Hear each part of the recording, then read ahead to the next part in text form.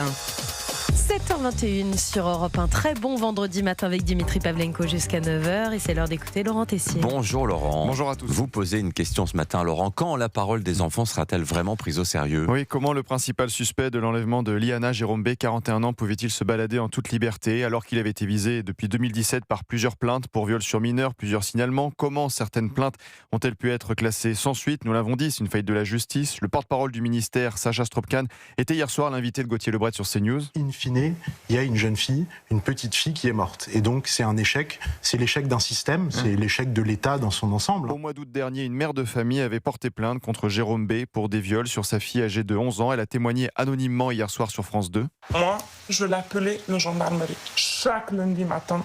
Et à un bout de moment, elle me dit, si vous n'arrêtez pas de nous appeler, on vous fera un main de couleur pour harcèlement.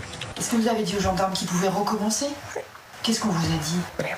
Pendant des mois, Jérôme B n'a pas été entendu. La lenteur des procédures, les dysfonctionnements de tout un système. Le 13 mai dernier, le ministre de la Justice, Gérald Darmanin, en avait parlé lors de son audition devant la commission d'enquête parlementaire sur les violences sexuelles incestueuses. Je ne suis pas très fier de notre système, c'est le moins qu'on puisse dire. Je pense même qu'il est à plusieurs égards scandaleux dans la façon dont nous organisons la protection de l'enfance. On pourrait s'excuser en effet de la façon dont on traite la protection de l'enfance. Et ce n'est pas tout, Gérald Darmanin avait poursuivi son constat. J'étais assez frappé en arrivant de savoir qu'il y avait à peu près 450 à 500 dossiers pour un juge pour enfants. Et écoutez aussi le pourcentage de plaintes classées sans suite. Nous prenons un temps infini pour non seulement traiter des plaintes, dont 75% des plaintes qui touchent les mineurs sont classées, mais par ailleurs à la fin condamner ou à protéger. 75% des plaintes qui touchent les mineurs sont classées. On parle d'une hausse de 156% du nombre de jeunes victimes d'infractions à caractère sexuel depuis 2016. Je vous assure, je parle en tant que père de famille.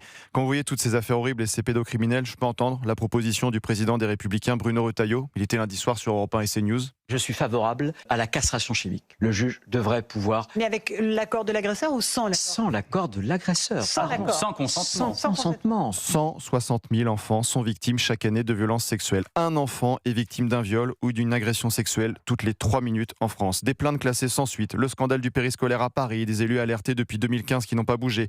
Des adolescents tués aussi par des individus qui n'ont rien à faire sur le territoire. L'État est-il encore capable de protéger nos enfants ? Quand leur parole sera-t-elle prise au sérieux ? Toute la classe politique s'est exprimée pour Liana. Maintenant, au lieu de réagir, il faut agir. Merci Laurent Tessier. Votre édito chaque matin sur l'antenne d'Europe 1 à 7h20. On vous retrouve